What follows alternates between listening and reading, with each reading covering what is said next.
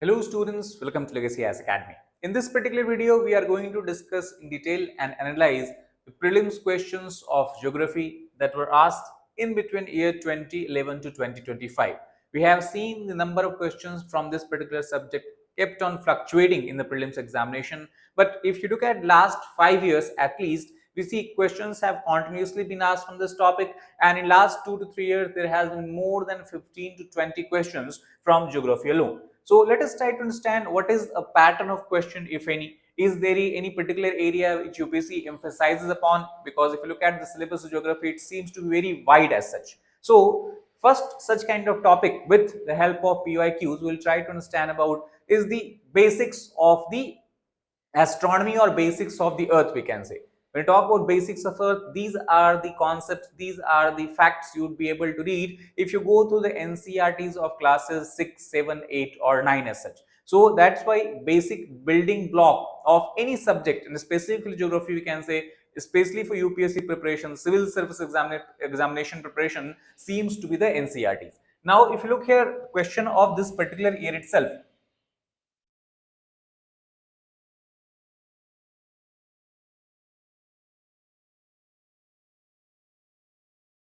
so the question was asked in year 2025, consider the following water bodies, and then you have three lakes which are given: Lake Tanganyika, Lake Tonle Sap, and Patos Lagoon as such. And question is simply through how many of them does the equator pass.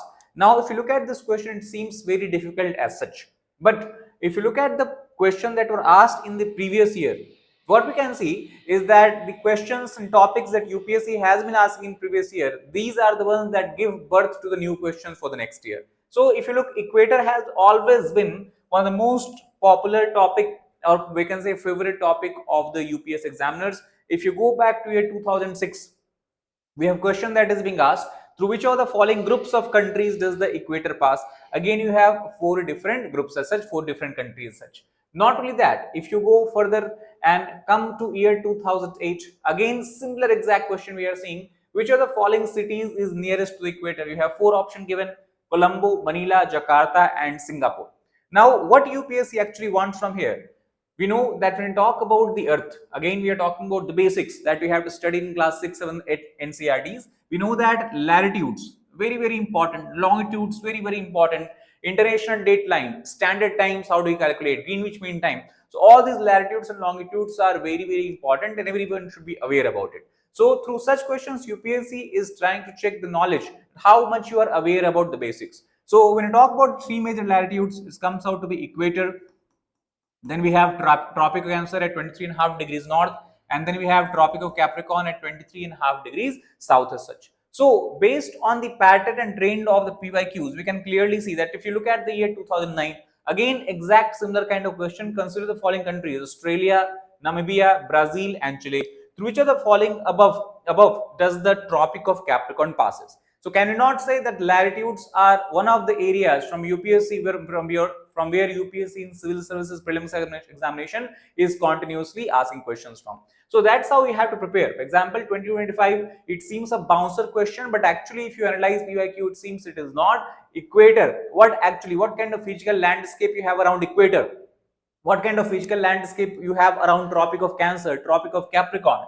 And now if you look, they already have asked question from equator, they have asked question from Tropic of Capricorn once. So don't you think that in the coming time they can easily ask questions about Tropic of Cancer? More so because we know that out of the three main latitude, the one latitude which crosses through India is Tropic of Cancer. So the probability of question is very high here. They can easily ask the name of cities, they can easily ask the name of states which are located on the Tropic of Cancer in India. They can also ask about the countries which are lying or straddling across the Tropic of Cancer. And as a bonus question, you can also prepare like this: we have several rivers which passes equator twice. We have several rivers which passes Tropic of Cancer twice. Like in India, we talk about Mahi River. So Mahi River is the only river in India that crosses Tropic of Cancer twice. So such kind of facts become extremely important if you analyze the PYQ and its trend as such. So from these all discussion, these basic concepts that we have studied, what we can analyze is that prepare in detail about the 3-4 major latitudes that we have, 1-2 major longitudes that we have, such as international dateline. They also have asked question before about international date line, which is the nearest strait to international date line. So it is not question about international date line specifically. It is not question about strait. It is question about one of the major longitudes that we have to study about, know about on the earth. Question can be asked about which countries are through which Greenwich Mean Time passes through. What is the standard meridian used by India to calculate Indian Standard Time and all that. So these are basic latitudes and longitudes. You cannot ignore them, and UPSC keeps asking question from this. In couple of years, next couple of years also we can expect question of similar type on similar pattern. Then next we can look at one of the major area from where UPSC asks a lot of questions in geography prelims is world mapping. Now when you talk about world mapping, we can divide it into two segments. Some questions are from the static part and some questions are based on the current affairs. That means in world mapping, questions are asked which you have to anyway study in geography, because these are the major landforms, these are the major places, these are the major, we can say, oceans, seas, mountains, deserts and all that. So landscape based question. And current affair based questions are relatively asked on the basis of those places which has remained in news, which has remained in news for past couple of years, as such, continuously being picked up by all the major newspapers. And if you are really aware student, UPSC expects that you would have come across such places and you should be aware about their surroundings as such. UPSC is not asking you details about that. For example, if Iran is in news, for example, Strait of Hormuz in news, you do not have to go through entire history and geography and geology of Strait of Hormuz, but basic location, countries around it, the water bodies around it, significance of it from economic perspective. These are basic facts we have to just keep in mind. So first take a look at the question asked in the world geography from static perspective. So here if you look, the question is 2008. Which of the following, in which of one of the following is Malta located? Now Malta is an island and Malta is also a country, and it is located in which sea? Located in Mediterranean Sea. Now you'll think that okay, this is a factual question asked in 2008. How is it relevant? Relevancy we'll understand if you go through the next couple of questions. See, question was asked in 2014. Now what they are asking? Turkey. Where is Turkey located? Turkey is located between Black Sea and Mediterranean Sea. So can you see the pattern? Again, Mediterranean Sea based question directly and indirectly is being asked here. Where is Malta located? Mediterranean Sea. Where is Turkey located? Somewhere around Mediterranean Sea. And wait, we have more. For example, if you look at 2015 question, just next year, what is the question they are asking? Which one of the following countries of Southwest Asia does not open out to the Mediterranean Sea? Again, third question based on Mediterranean Sea. Question and options are Syria, Jordan, Lebanon, and Israel as such. So here answer would be Jordan. Jordan is kind of country which is surrounded by land borders, so it does not have direct border to Mediterranean Sea. But you can imagine, question is being asked about Mediterranean, and just look how significant, how important PYQs, solving them, going through them in detailed manner has become important. It is the year 2017, just 2 years after 2015. What is UPSC asking? Mediterranean Sea is a border of which of the following countries? See, it is exact same question, just they have reversed it. In first 2015 they are asking which of the following countries do not have border, and in 2017 they are asking which of the following country has border with Mediterranean Sea. Options also are very similar. Syria, here also Syria, you have Lebanon, Iraq and Jordan. So they have replaced Israel with Iraq as such. But can we not say that if you have prepared about this particular topic, if you had gone through this question, if you have gone through the atlas map, it would be a cakewalk for you to solve such kind of questions. So here what is asking is a border of which of the following countries. So from this itself, you know, the Jordan is not having any border, so you eliminate Jordan. Then we have Lebanon and Syria, because Iraq again is not situated along the Mediterranean Sea, it is situated on the other side. So correct answer here in this case would be 3 and 4 only. So you can say the pattern is not new, pattern has always been there. Starting from 2008, you can see by the options itself, Mediterranean. Now, when you are analyzing PYQs, you do not have to just go through, muck through and go through the options and mark it correct and think that yes, I am prepared. What you have to do? The objective of PYQ analysis is to understand that which is the area you have to focus upon to ensure that these are high scoring, these have high scoring potential, these are areas from where UPSC frequently keeps asking questions. So you are 100% prepared about it. So now from this discussion, one thing is clear, that Mediterranean Sea is very important from exam perspective. Whatever countries you have there, whatever islands you have there, whatever straits you have, right? Which countries has border, which country does not have border. You have to be aware about each and everything. And when I say this, it will become clear. If you look at the if you look at the question that is asked year 2025, right, 2025. Now I'll say that where is Mediterranean Sea mentioned here?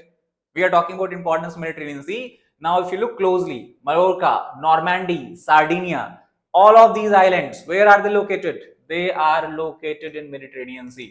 So question is asked again in 2025. Imagine 2008 UPSC began to ask question, basically because we are taking just reference from there, but they have kept on asking question every 2-3 years about Mediterranean Sea. So that's how we have to be prepared about. And when you are preparing like this, when you are analyzing questions like this, the questions like this, what we are talking about here, would not seem difficult to you. It will be a cakewalk. It will be easier for you. And again 2019, we can see 2019. What is the question? Adriatic Sea, which country is bordering? Black Sea, which country is bordering? Caspian Sea, Mediterranean Sea, Red Sea. Now, see, when you are solving this question, just if you find some answer to be correct, you have not to be, you're not expected to just be happy and say that, okay, I know about this question. What actually you have to do here? You have to go through all of this. Go and take a look at the atlas about Adriatic Sea, Black Sea, Caspian Sea, Mediterranean Sea. Questions, again, Mediterranean Sea is involved here. So 7 questions we already have discussed where Mediterranean Sea is directly being asked as such. Plus, because UPSC has given these in options, this become important from the next year exam, for the next year examination. There can be a question asked about the Red Sea. There can be a question asked about Caspian Sea, Black Sea, Adriatic Sea itself. So that's how we have to prepare. Now, if you look here, some questions that are based on current affairs, it is relatively easier to predict because we know that certain places keep coming in news from last 1 and 2 years, and that's what this question is based upon. So in 2024, question was asked that how many of the countries have a border with North Sea. So why question was asked? The reason is simply because of Russia-Ukraine war. During Russia-Ukraine war, we have seen one of the major gas pipeline that supplies natural gas from from Russia to Germany, called as Nord Stream. Nord Stream was continuously making news headline because it was blown away, it was destroyed during the attacks, and that has disrupted the supply of natural gas to Germany. As such, we have 2 pipeline, Nord Stream 1, Nord Stream 2. So that's why, because Nord Stream passes through North Sea, this area was continuously coming in news as such. Plus, from a static perspective also, you have to study about resources and their distribution. And when you talk about the natural gas, major areas where these are found across the world, North Sea is one of the prominent areas. So you're expected to know about this as well. But what they're asking the countries which has border along the North Sea. So this question was directly based on current affair because of continuous ongoing Russia-Ukraine war as such. Second, if you look here, consider the following countries: Bulgaria, Czech, Hungary, Latvia, Lithuania, Romania. How many of the above mentioned countries share a land border with Ukraine? Again, same logic. We know that Russia-Ukraine war began in the year 2022 and today we have 2026. The war still has not ended. It still is ongoing. Why it is a significant event? Because we talk about the European continent. It is the first such large-scale war that Europe is witnessing after the end of World War II. So Ukraine since 2022 has become very important. You can expect questions continuously, not directly about Ukraine, but in the neighboring areas can be asked about it.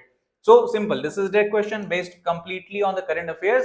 Because Ukraine is continuously coming in news, you have to be aware about the bordering countries about in these areas. So Bulgaria, Czech Republic, Hungary, Latvia, Lithuania, and Romania as such. So basically, you have only 2 countries. They have direct land border as far as Ukraine is concerned. Now, see, what we have to look here is the pattern of questions. If you look 2024 Ukraine questions, can we predict it? That such questions can be asked? The answer is exactly yes. Go through the year 2022. 2021 is the year when Afghanistan is continuously making news headlines. Why it is continuously making news headlines? Because you know that a very significant development has taken place here. Taliban, which were ousted from power in year 2002, they returned back, they captured the political power, they formed the government in Afghanistan, and that created a lot of problems and repercussions for India also in the near future. So Afghanistan is continuously coming in news, and what they are asking, which of the above have borders? Now, look at the question asked in 2022 and look at the question asked in 2023. It is just 22 23. Land border of Afghanistan, land bordering countries of Ukraine. What is common theme? Both countries are in use continuously. So that's how you have to prepare about. Now I will give you a hint. Which country is making news headline these days in this particular year? Iran. So can we not expect question this year or next year? Obviously, you cannot say 100% will come, but probability becomes very high that UPSC expects that you should be aware about what? You should be aware about the countries which are neighbors of Iran, which share land border with Iran. They can ask questions also like this: which of the given country do not share land border with Iran? And then you have to pick up like that. But overall, the concept should be clear that whenever any country, whenever any region is continuously making news headlines, they are coming on a global, we can say, news platforms because of very significant economic impact, political impact, then you have to be aware about it. So that's how we have to analyze the question. Third question is, which of the following has or have shrunk immensely, dried up in the recent past due to human activities? Again, this is a current affairs based question because in the Hindu newspapers also, we talk about the sources. Hindu has extensively covered about it. BBC that also has covered about it. So they have said that the Aral Sea, it is losing large area because of the continuous drying up. So more than 70-80% of this area has shrunk. So question was based on current affairs. But again, what is the takeaway when you are analyzing PYQs? You do not have to just look at the question and answer and think that you have remembered the fact. Go through Black Sea again. Go through Lake Baikal again. Now question can easily be asked next year. Few points about Lake Baikal. What kind of lake it is, how it has been created, which country it lies in, whether it is the largest lake, deepest lake, biggest lake, right? Such kind of question. Similarly, Black Sea, easily they can ask countries which have border along the Black Sea, which share border along the Black Sea. Similar question like Mediterranean Sea. Then again, if you look at the year 2024, 5 questions, we have question about NATO. How many of the above are members of NATO? Again, why it is asked? Same, current affairs. Why current affairs? Because after many years, NATO has expanded its membership. Due to the Russia-Ukraine war, we have seen countries such as Sweden, Finland, Norway. They also have Sweden and Finland basically. We can say they have shown intent of joining NATO. Earlier, they used to be a neutral members, but now because of Russia-Ukraine war, they showed the intent, and that's why the discussion was going on. Finland was even included as a member of NATO and all. So obviously, if such kind of development is going on, we have to expect that questions about this can be asked, and these are some basic facts. So that's about the mapping, both world mapping on a static basis, world mapping on the current affairs basis. So that is the thing. Next is one of the major topic from which UPSC repeatedly asks questions in prelims is Indian geography. Within that, drainage system or river system is very important topic.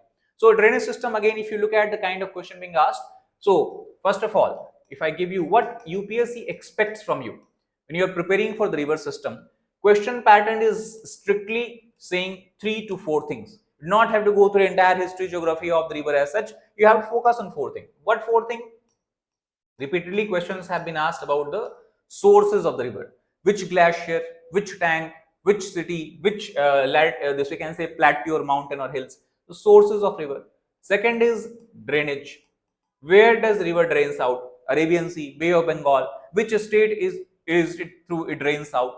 Third is important structures on the river. Very important. And this question is example of this. What they're asking? The name of rivers is given.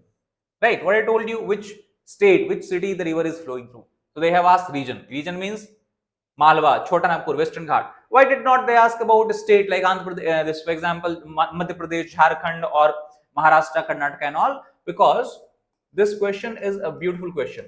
You have 2 concepts that you have to learn in Indian geography being combined here. One, you have to learn about physiographic regions of India. Other, you have to learn about the river system of India. That's why you can see the region mentioned here are not simple regions. They are the physiographical region whose classification you have to study. And these are clearly mentioned in the NCERT class 11th geography. So the source of such questions can be NCERT class 11th Indian geography. But now they're not asking direct question from NCERTs. Earlier they used to ask direct question, pick up this statement from NCERTs, give it in the question paper. But now they are trying to go in more detail. So NCERT should serve as a reference material. So for example, Chota Nagpur Plateau is mentioned. you should go and read about more about Chotanagar Plateau, significance of Chotanagar Plateau. Malwa Plateau, you should be knowing about slight important points about the message. So that is how they are asking. So sources, drainage, structures. Structure means waterfall, dam, temple, right? Anything can be there. And then apart from that, we can talk about national parks, wildlife sanctuary. Sometimes they are lying along the bank of river. So that is from here also UPSC keeps asking questions about. So basically these are 3-4 things we have to keep in mind about rivers. And that is what this question is example of 2024 prelims. Dhuandhar Falls, we discuss all time in the class. Dhuandhar Fall is a very important waterfall over river Narmada. Then we have Hundru Fall, that is in Chotanagar Plateau. Then we have Garsoppa Fall. Garsoppa is also called as Jog Fall, and it is very significant waterfall because it is considered as one of the largest waterfall on any river in India, formed by river Sravati. So Netravati is incorrect here. Western Ghat, that is correct. West flowing rivers as such. So that is the way how we have to analyze this question. Then next is with reference to Himalayan rivers joining the Ganga downstream of Prayagraj from west to east, which of the following sequences is correct? Now see, we have discussed that about rivers. We have to discuss, we have to understand about one more thing. We have to remember one more thing that we have skipped. That is tributaries, the most important actually.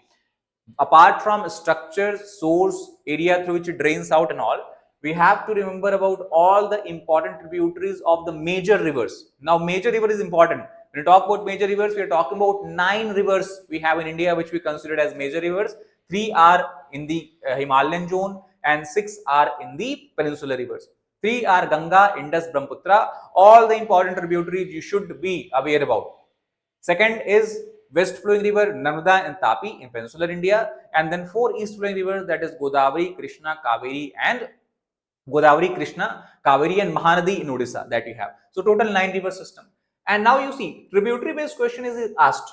Now UPSC has gone one step ahead, because if you look at the previous year questions 2014, 2015, even 2018, simply the name of tributaries were given and you were asked whether these are or not the tributaries of the given river.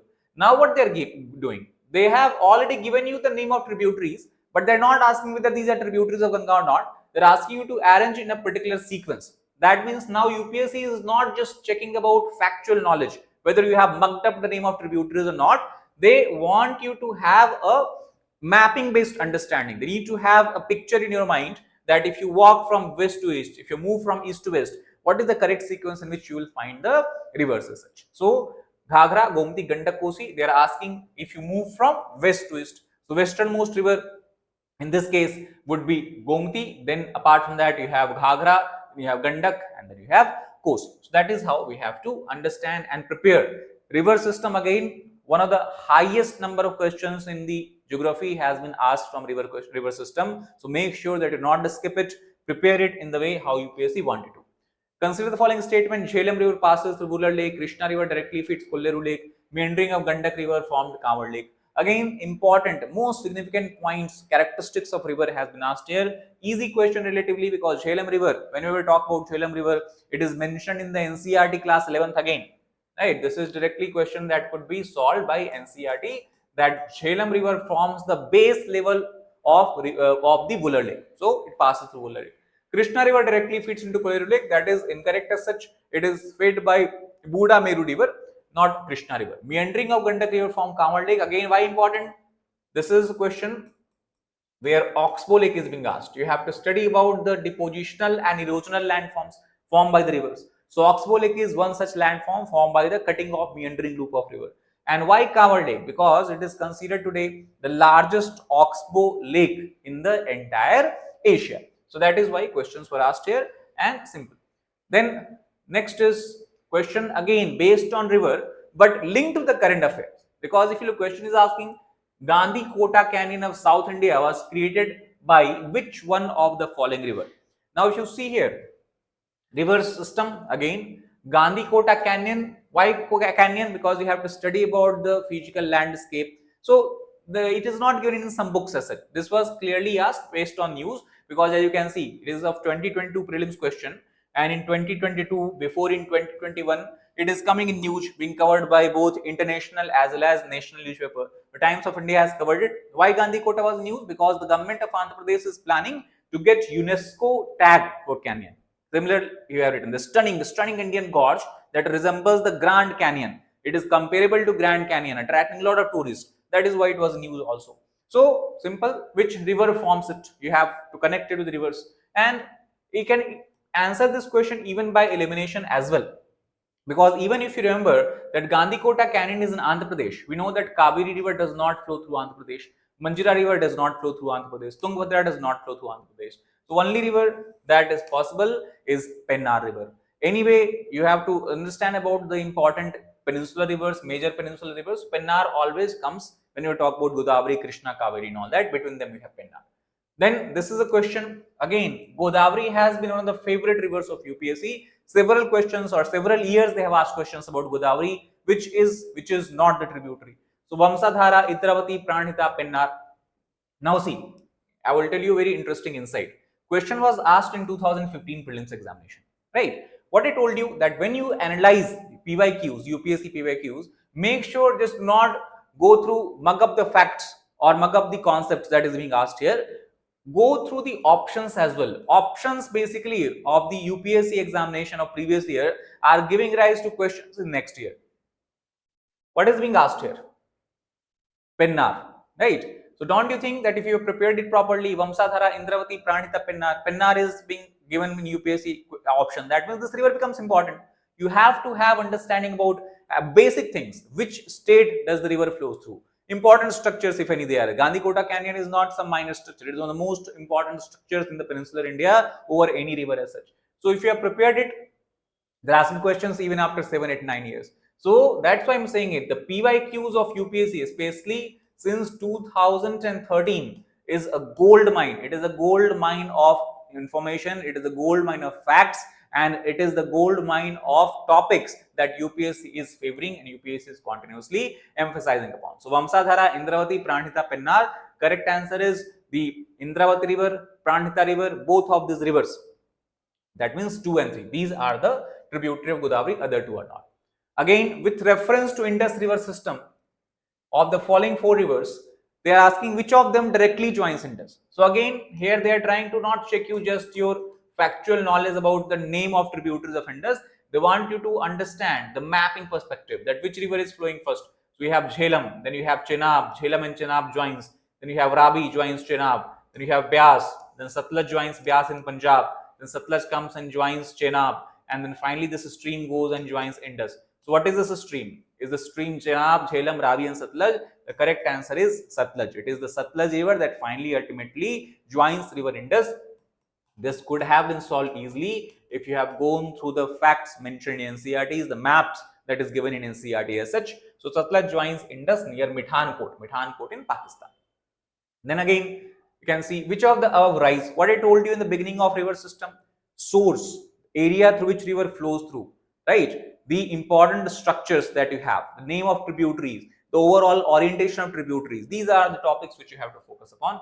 Brahmani, Nagavalli, Suvarnrekha and Vamsadhara. 2021 prelims. Now again, what I told you, it will be clearly seen here. 2021 prelims. Go back. Which year? 2015 prelims. Which river you find here? Vamsadhara river, right? It is not even a right option. It is just given, it is a wrong option. So most of the time people would ignore it. But what has become wrong option there? You can see again it is being mentioned here as such. Now here it will become right option. Why? Because they are asking which of the above rises from the eastern ghat. Vamsadhara river rises from the eastern ghat as such. Brahmani, Nagvalli, Suvarnrekha. Now again you will do the same mistake. You will look at the question, memorize the facts where these rivers comes from and go away. What you have to do here? They have not asked questions about Nagvalli river. They have not asked questions about Brahmani still. Right? Suvarnrekha still. Right? Now think what they have given. 2021 prelims. Which river is mentioned? Suvarnrekha river. Come back here. Right? Which year we are talking about? 2024. Which river? Suvarnrekha river. Is the question not being asked about Suvarnrekha river?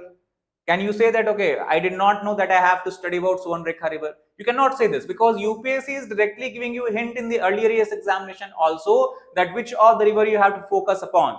So that's what, and that's how you have to analyze, that's how you have to prepare for the upcoming examinations and such. So that is about the Indus, Vamshadhara, Suvarnrekha. Again, similar questions we have based on Rangit River, Tista River, Brahmaputra. One of the major Himalayan river systems that we have to study about is river Brahmaputra. So there again question is being asked about the source of river Tista is same as that of Brahmaputra. No, because river Tista originates in Sikkim, Brahmaputra originates in Tibet. Rangit originates in Sikkim, is tributary of river Tista. Yes, Tista flows into Bay of Bengal. No, Tista flows directly and meets river Brahmaputra in Bangladesh, where Brahmaputra is referred by the name of Jamuna. So correct answer would be here 2, and this basically this second statement, third statement is incorrect, first statement is incorrect. So 2 only. B is the right option in this case. So this has been the question. Now see, you have Brahmaputra based question 2017. Again, what do you have 2016? So if you have been writing examination in 2017, prelims examination 2017, are you not expected to prepare about Brahmaputra in detail? Already last year they have given you hint, Dibang, Kaming, Lohit. Similarly, exact similar questions they are asking, that which of these rivers are tributaries of Brahmaputra river. And next time they are asking similar question but in the form of statement. So they are asking Dibang, Kaming, Lohit. Which of the given rivers are tributary? So in this case, all the 3 rivers. I told you the important tributaries of all. Again, 2014 prelims. So 2016, you are getting hint from 2014 also. Barak, Lohit, Subansari. Which of the above flows through Arunachal Pradesh? Now, when you are analyzing this question, you do not have to just stop that. You go through and learn the fact that which river passes through Arunachal Pradesh. You are expected to know that these rivers, which rivers are the tributary of, where are they originating from, is there any important points you should be knowing about this river as such, especially if something is mentioned in your NCRTs with reference to any of these rivers. It becomes extremely important that you memorize those facts, you look at the map of these rivers on the atlas, and that's how you'll prepare for the next year UPSC examination and such. One thing I told you many times, national parks are being asked, which river you have and which national park. So Corbett, Kaziranga, Silent Valley. So Ganga, Manas, Kaveri. Again, question is asked in 2013 prelims examination, and then you have the 2000 this 14, 15, 16, 17. Continuously they're asking questions about the river system as such. So these were major areas that we have tried to cover today. This will give you, this video if you watch, I am sure it will give you idea and insight that how you have to analyze and prepare from PYQs. PYQs are not just only for solving, finding the correct option, mug up the facts and the concepts. It is also to give you idea that what are the topics UPSC is largely asking questions from, how questions are being framed, and how the options, whether incorrect or incorrect options of the PYQs of last year can give rise to questions in the next year examinations. That's why understanding about options, reading about options, going through them in detail is one of the major things you should be doing if you seriously want to write this UPSC examination and want to get good marks at least in geography. That's all for this particular video. Thank you very much.